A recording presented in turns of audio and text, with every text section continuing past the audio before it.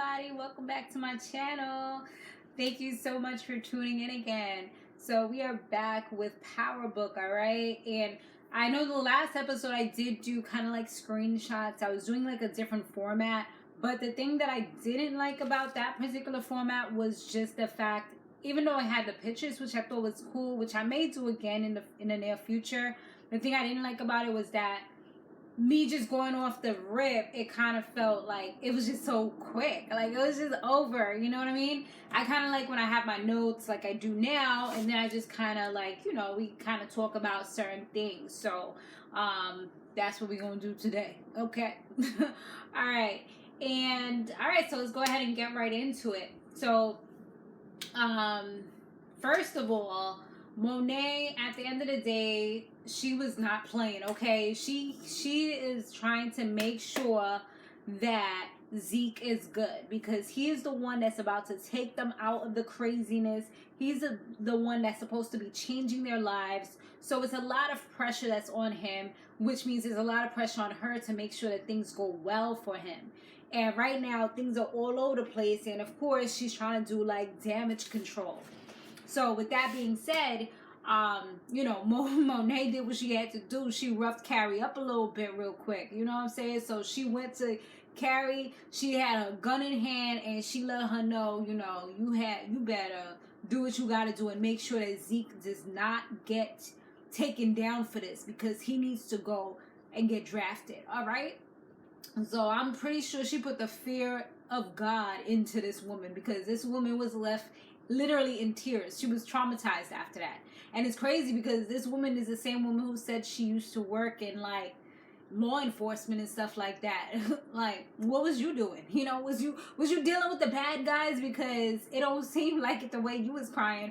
Or maybe just the fact that like a gun was literally to your head. It's a little bit different than you just kind of going after the bad guys if they're not like shooting at you, or it's just you and them at the end of the day, and you didn't expect this at all, because she really thought that it was Zeke that she was going to meet up with on that particular time. So Tyriq, he tries to go and talk to both Saxe and Davis and pretty much ensure that things go well with Zeke and to secure that spot. He's like, you know, Monet, she's going to go ahead and pay. Despite whatever happened, she is going to retain you. She's going to have the money. Don't worry about it. And pretty much if Zeke gets in trouble or if Zeke gets kicked out of school, that kind of affects him, because he got there on the strength of making sure that Zeke passes all his classes. If Zeke is no longer there, no longer this big commodity, then it's like they can literally make him go away as well. So this is like really important for him. He has like an invested interest into this. So now they pretty much got to go harder as a family in order to make this money. This, I guess, is like $1 million that they have to make in order for him to be able to fully handle his case. Because, you know, Saxe and Davis, they trying to get them $1 million cars and stuff, you know? They're the big money people. So, yeah. So one thing that was pretty interesting to me was that Tyriq had actually walked into his conical, and you know, I just say this thing wrong all the time, his conical studies class. Y'all know what I'm talking about though.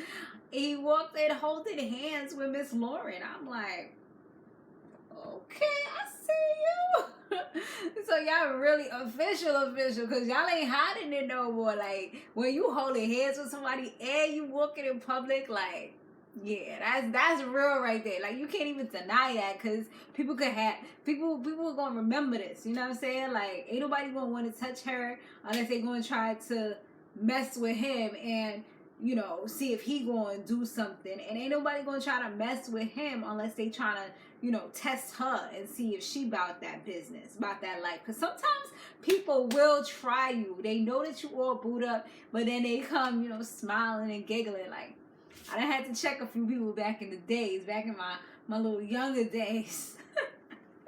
Nah, but yeah, I'm kind of crazy, y'all. I'm kind of crazy. Thanks so much for hitting that like button. And those of you that are just tuning in for the first time, thanks so much for subscribing to this Bronx girl. you know. And also, thank you for hitting that like button. It definitely means a lot to me. And it continues to keep these videos coming because I do want these videos to keep coming. And yeah, it's definitely motivation, boo. So now, Tate's brother, he was interrogating the students. He actually interrogated Lauren because they put him on the case coincidentally. Anyway, so he was like really going in on Lauren, like trying to get some information about her because they found the drugs that her friends had put into her drawer, you know, trying to get her ready for when she ready. And now it's looking like she has something to do with the whole drug situation. So she pretty much let them know, or let him know, that she had nothing to do with it. And Carrie came to the rescue and kind of played to be like the good guy type of role. Like she's helping her in order to have her cooperate. So now Lauren, she's going to be wearing a watch in order to record her friends and everything that they're saying so that she can give that information back to the detective.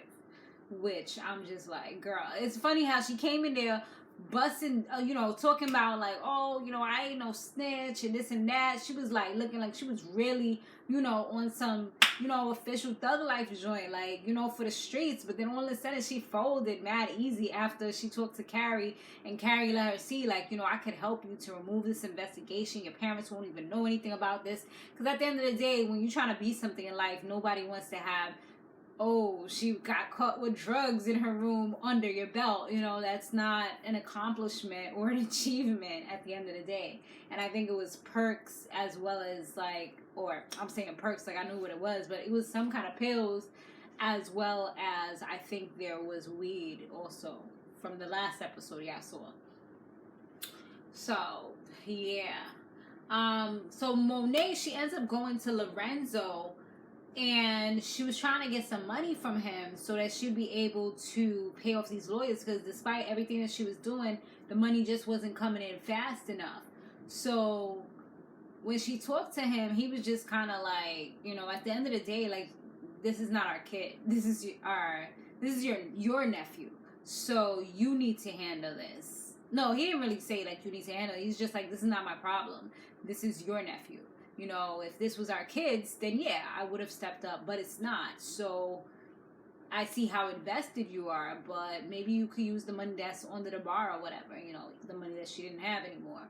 So yeah, it just, the way that she looked at him when he denied her, I could tell that things were definitely about to switch up, because she's used to being able to obviously get what she wants from him. That's her husband. You know, that's most likely how she's been spoiled. She's been, you know, this is the lifestyle that she's used to, being able to get what she wants from her man. And for him to deny her when it's something that's truly important to her, I knew at that moment, like, if Dante comes in, this is going to change the dynamic of her marriage. This is most likely going to make her not care if Lorenzo rots in jail and move on to the next man. So, yeah, that's what I was feeling when I was seeing that. Like, yeah, she about to go back to his lookalike, because honey child, she definitely has a type. Okay, she definitely does. As soon as I saw the man, I was like, and I saw how they were, and I realized that they was together at some point. I'm like, yeah, she got a type. She definitely does. So Drew, he ends up finding a way to help Zeke out because, you know, his boy toy from the basketball team, they actually got like a GoFundMe set up, and it really helped to build up the money that they needed, but it still didn't get to the point where they would have enough money to be able to raise the $1 million or whatever that they needed for Davis to fully be able to take the case. So, you know, at that point, they were really like all lovey-dovey and everything, you know, had a little makeup sex and all that. But then the dude, he ends up effing up because he says that there was an investigation at the school and he may have brought up his name. He may have brought up Drew's name. So Drew is just like, as soon as he hears that, he's like, he gets pissed off because I'm feeling like the reason why he got so pissed off is one, because that now throws him into the mix, and then two, it's like, we supposed to be together. Like, where's your loyalty at? Like, how you gonna put me into something like this, you know? So I was like, damn, they went from like black love to like super toxic in like a snap, you know what I mean? I was like, dang, things sure went bad quickly. But following that, when Drew had went back to the house, Zeke was kind of like getting harassed by some one of these people, the reporters, trying to get a story from him, like literally while he's sitting down on his porch. I don't even know why he was outside the house. Maybe he was getting some vitamin D. I don't know. But the guy was like asking him all these questions. So Drew came through. He's like, yo, leave my cousin alone. And then he just was like sitting there, and he's still asking him questions. But then he kind of like baited, because he said something about Lorenzo, which is, he's like, your uncle, he was arrested for drug charges and is currently in prison, you know. And once Drew heard that, here he comes with the aggression, acting like he's Kane or something. But Kane probably would have killed off the man. Like, at least he didn't kill him. But he like punched the dude and kicked him. I'm like, yo, you can't be doing stuff like this, because at the end of the day, these are the people that will press charges. This is not the hood people that you're used to that will just kind of like be ready to go to war with you. Nah, like, these are official people, like, that don't belong in this neighborhood. They just there for a story. It's not the same. And that's exactly what happened, you know. And Monet and them, they was disappointed with him because he made things worse. And when they all was putting their money together, nobody even really acknowledged the fact that he got the most money out of everybody. Like, Kane came through with some money. Came through with some money. I'm talking about Diana, because she did some little scamming shopping spree with Effie, which I thought that was kind of cool, like to see Effie all dressed up. I was like, okay, new hair, who this? Like, she had a little long hair on. She was looking all classy and stuff. She had little heels on, little tight pants. I was like, yo, Effie looking like a whole different chick right now.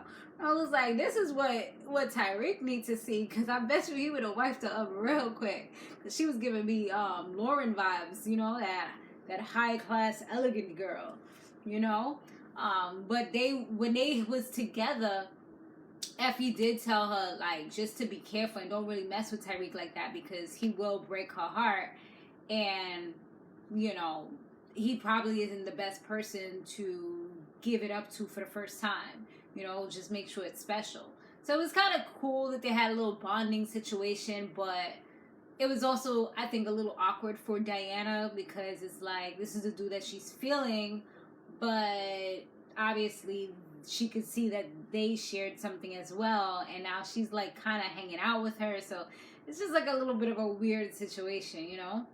And I don't know, like with those types of friendships, when it formed like that, I feel like it's hard to know if they're really and truly genuine, just because, like, if Diana, I mean, right now he's kind of, you know, booed up, but if Diana was to get with Tyriq, Effie would probably always feel some type of way, unless she got somebody that she was really, really and truly in love with, you know. But until that happened, I'm pretty sure there would be some types of resentment, like, damn, like, you know, what does she have that I don't have, and things like that. But anyway, so back to the whole thing. They all gave the money, you know, showed what they had, and they pretty much didn't give him any credit. And that's how Drew tends to feel a lot. Like, he tends to feel like he's not seen. They don't really care about him. They're just kind of like, you know, it's kind of like he does so much for attention and nobody sees him, you know? And right now it's like everything, all the energy has been put into Zeke. But it's like, what about me? Like, I'm the one who did this. Like, regardless, yeah, I effed up, but where's my thank you? Like, so it looks like Monet's whole entire empire is just like falling apart, because after that moment, he just kind of like bounced. He was just like, yo, I'm out. Brayden and Kane, so they're getting like this dynamic duo, but at the end of the day, Kane is just using Brayden's white boy privilege in order to do certain things. And in return, Brayden is loving it because obviously he's getting to do things that he normally wouldn't be able to do. He's getting that thrill, that rush. And it's like he doesn't really need to do any of these things, but he enjoys it because these are things that he probably wouldn't normally get to do. You know what I mean? Like, he could buy anything that he wants because he got the money. So he don't need to do none of this. But it's just like he loves that thrill, that action, feeling like some kind of bad boy, like something that he really and truly isn't. And that's what he's high off of right now, you know? So they go lit up a place, you know, his car gets all shot up. He's the driver.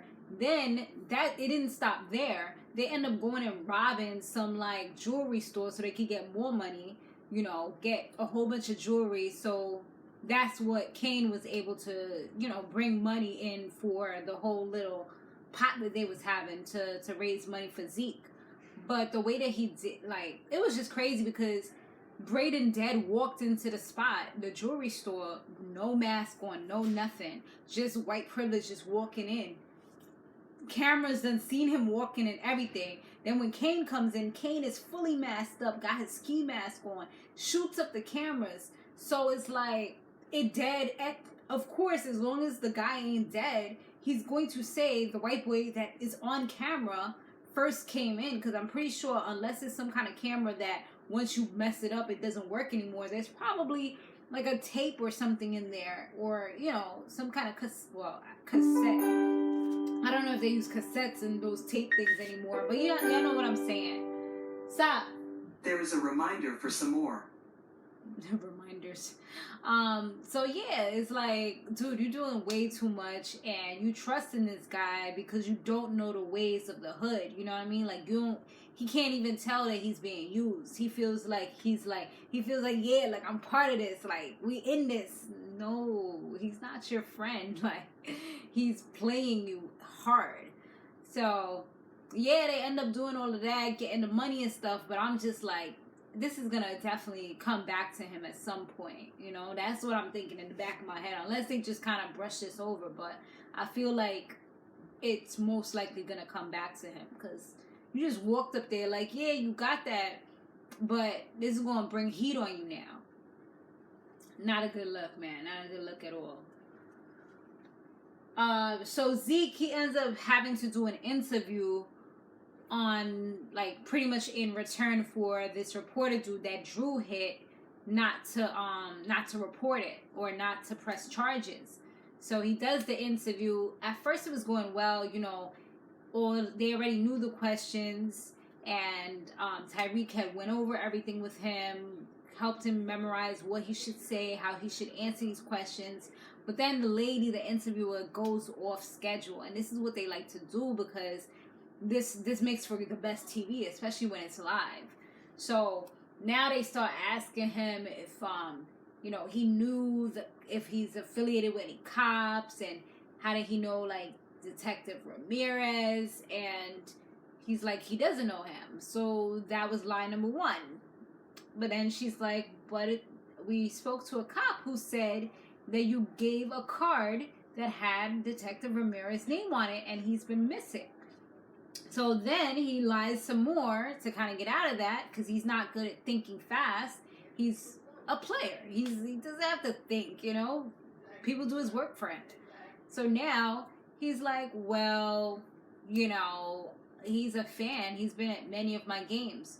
Oh, but we look into that, and he hasn't been in any of your games. So then it's like he pretty much was on some damn. It's like, and then Monet's just looking at this like, oh my God, we need to get him out of here now. And it's like, Davis is like, we can't, because then he's gonna look guilty, and this is live TV. Like, just being like, come on, let's go. Like, how do you do that? You know? So it just all went downhill, because then he just started acting like a crazy, angry black man. Like, you know what? This, you know, I'm out of here. Yeah, this is some BS. Y'all know what y'all was doing. I'm not about to be doing this. Like, that's when you deflect. You just be, that's like when you get caught. When you get caught having sex with somebody else, and then you like in the mix. You like in it. You get caught. And you're like, Then you start getting mad. How you get mad when you got caught that you was cheating? Like, where they do that at? Yo, hilarious, son. Hilarious. So, yeah, that was definitely bad for him. So, at this point, Monet, she ends up talking to Kane and asking him, like, yo, what's the deal with Ramirez? So, he's like, he pretty much admits, like, yo, like, I had to do what I had to do because Tyriq was telling him all our family business or whatever. But then, when he gets slapped up, he's like, I hope you bring the same energy to Tyriq, because actually he's the one who came up with this whole plan and he's the one who offed the dude. So he just switched up everything real quick. You know, he was like, he's the one that made the plan and took the kill shot. So let's see how this gets handled. Once again, thanks so much for hitting that like button, and thank you those of you that have not yet subscribed as yet. If you've been waiting, now is a great time to go ahead and do it, okay? And share this video with those other people. Let's get this conversation on and popping in the comment section so I can respond on the next video, or I'll respond either on the next video or I'll respond in the comment section down below. So yeah, let's see. So Tyriq, he's been pretty much like preoccupied a little something because he's been trying to get his sister, because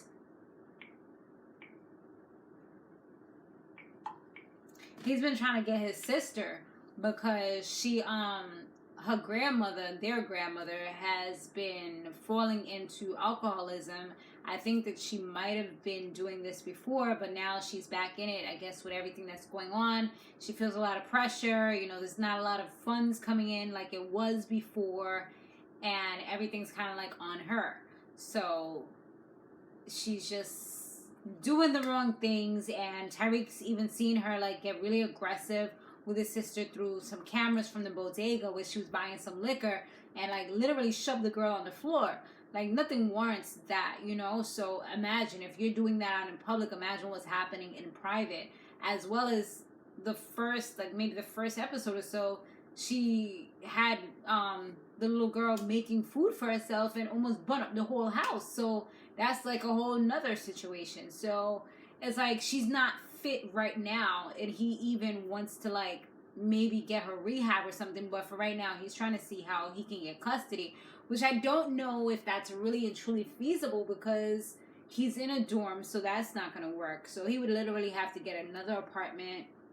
Like, it's a lot for him to consider, especially with the lifestyle that he has. I don't know how he would really like pull this off, but yeah. And the grandmother's not really with it either. She feels like he's just trying to tear her whole household apart, and he's the one that caused a lot of the issues that they're facing right now. Which, I mean, at the end of the day, it kind of is true, you know what I mean?